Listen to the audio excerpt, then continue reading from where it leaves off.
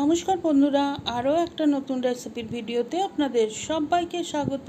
আজকে তৈরি করব ইলিশ মাছের একটা সম্পূর্ণ ভিন্নধর্মী রান্না। ইলিশ মাছ তো আমরা বিভিন্নভাবেই রান্না করে থাকি, কিন্তু এই রান্নাটা খুব একটা প্রচলিত নয়। তো আসুন দেখে নিই রান্নাটা। আমি 4 পিস ইলিশ মাছ নিয়েছি আর ভালো করে এখন লবণ হলুদ মাখিয়ে 15 থেকে 20 মিনিট রেখে দেবো। একটা কাঁচা আম নিয়েছি, আর আপনারা চেষ্টা করবেন আমটা যেন খুব বেশি টক না হয়। একটু বেশি টক হলে কিন্তু এই রান্নাটা ততটা ভালো হবে না। আমটা ভালো করে ধুয়ে এরকম কুচি করে নিয়েছি, আর একটা কাঁচা লঙ্কা দিয়ে খুব মিহি পেস্ট তৈরি করে নেব। আমাদের এই রান্নায় আর খুব বেশি মশলা লাগবে না, সামান্য মশলা লাগবে। তার মধ্যে নিচ্ছি হাফ চা চামচ কাশ্মীরি লঙ্কার গুঁড়ো আর 1/4 চা চামচ মতো হলুদ গুঁড়ো, একটুখানি জল দিয়ে এটাকে পেস্ট তৈরি করে নিচ্ছি। এছাড়া আমাদের লাগছে 4-5টা কাঁচা লঙ্কা, আমি এখানে এটাকে চিড়ে নিয়েছি। আর লাগছে 2টো শুকনো লঙ্কা ফোড়নের জন্য, আর 3 টেবিল চামচ মতো কাসুন্দি। এছাড়া আমাদের 5 ফোড়ন, লবণ, চিনি আর সর্ষের তেল লাগবে। এখন একটা কড়াই বসিয়ে দিয়েছি গ্যাসে, দিয়ে দিচ্ছি সর্ষের তেল। আর তেলটাকে খুব ভালো করে গরম হয়ে যাওয়ার পরে আমি মাছের পিসগুলো ভালোভাবে ভেজে নেব। এখানে বলে রাখি, নর্মালি ইলিশ মাছ খুব বেশি কড়া করে বেশিরভাগ সময় ভাজা হয় না, কিন্তু এই আম কাসুন্দি ইলিশের অম্বলে ইলিশ মাছ একটু কড়া করে ভাজার কথাই বলা আছে। তো সেই হিসেবে আমি 2 সাইডটাই একটু ভালো মতো কালার আসা পর্যন্ত ভেজে নিচ্ছি।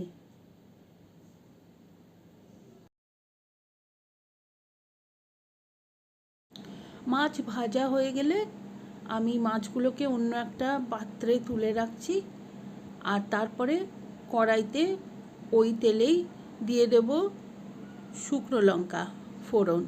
আর শুকনো লঙ্কাগুলো আমি একটুখানি ছিঁড়ে ছোট ছোট করে দিয়েছি, যাতে লঙ্কাটা সুন্দর ভাজা হয় আর ফ্লেভারটা পুরোই তেলের মধ্যে চলে আসে। লঙ্কাগুলো সামান্য একটু ভাজা হয়ে গেলে আমি দিয়ে দিচ্ছি 1 চা চামচ 5 ফোড়ন। আর 5 ফোড়নটাও খুব ভালোভাবে ভেজে নেব, যতক্ষণ পর্যন্ত না 5 ফোড়ন ভাজার সুন্দর গন্ধ বের হচ্ছে ততক্ষণ ভাজবো। আর তারপরে আম আর কাঁচা লঙ্কার পেস্টটা এর মধ্যে দিয়ে দিচ্ছি। সব কিছু খুব ভালোভাবে কষিয়ে নেব। আর এইভাবে কষাতে কষাতেই যে মিশ্রণটা আমরা তৈরি করে রেখেছিলাম কাশ্মীরি লঙ্কা গুঁড়ো আর হলুদ গুঁড়ো, সেটাও দিয়ে দিলাম। আর খুব ভালোভাবে কষিয়ে নেব, যাতে আমটা পুরো সেদ্ধও হয়ে যাবে আর কাঁচা গন্ধটাও চলে যাবে। তারপরে দিয়ে দিচ্ছি কাসুন্দিটা দিয়েও আবার ভালোভাবে আর একটু, সবই হচ্ছে কিন্তু এটা লো হিটে ভালোভাবে ভেজে নিচ্ছি। কাসুন্দির বাটি ধোয়া সামান্য একটু জল দিয়ে দিলাম, আর তারপরে আরও একটুখানি জল আমি দেব। যতটা আপনি ঝোল চান সেই অনুযায়ী জলটা দেবেন। আর তারপরে দিয়ে দিচ্ছি আন্দাজ মতো লবণ। এখন দেখুন ঝোলটা ফুটে উঠেছে। 4-5টা কাঁচা লঙ্কা চিড়ে রেখেছিলাম সেটা দিয়ে দিলাম, আর ভেজে রাখা ইলিশ মাছগুলো দিয়ে দিচ্ছি। আর মিডিয়াম হিটে ইলিশ মাছ দিয়ে 2-3 মিনিট আমি রান্না করে নেব, যাতে করে মাছগুলো নরমও হয়ে যায় আর সুন্দরভাবে এই মশলা এবং ঝোলের মধ্যে মজে যায়। দিয়ে দিলাম সামান্য একটুখানি চিনি স্বাদের ব্যালেন্সের জন্য।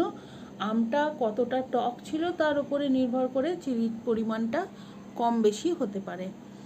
আর এখন আমার রান্না কিন্তু একদম তৈরি। গ্যাসটা অফ করে দেব আর এটা সার্ভ করে দেব। শুকনো ভাতে এই রান্নাটা অপূর্ব লাগে খেতে। আপনারা বাড়িতে অবশ্যই একবার ট্রাই করে দেখবেন, কমেন্ট করে জানাবেন কেমন লাগলো। আপনাদের রেসিপির ছবি শেয়ার করতে পারেন আমার ফেসবুক পেজে। আর রেসিপিটা ভালো লাগলে please like, share and subscribe my channel.